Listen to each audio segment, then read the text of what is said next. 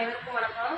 இன்னைக்கு நம்ம உணவு கொடுக்க வந்திருக்கிறவங்க இங்கே தான் பக்கத்தில் கம்பன் நகர் கமலவேணி அம்மா அவங்களுடைய கணவர் இறந்து இன்றைக்கி 5வது வருடம் நினைவு தினம். அதை முன்னிட்டு நமக்கு உணவு கொடுக்க வந்திருக்காங்க.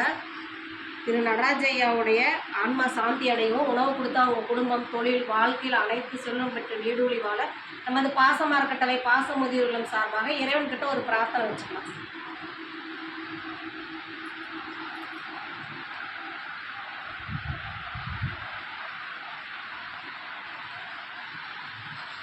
நடராஜையா ஒரு ஆன்மா சாந்தி அடையும். உணவு கொடுத்து அவங்க குடும்பத்தாருக்கு நன்றிகளையும் வாழ்த்துக்களையும் தெரிவிச்சுக்கலாம். இந்த நேரத்தில் அவங்களுக்கு ஒரு கோரிக்கை வைக்கிறோம். என்னென்னா, நமது பாச அறக்கட்டளை பாச முதியோர்களும் 2 வருடங்களாக வாடகை கட்டத்தில் இயங்கிட்டு வருது.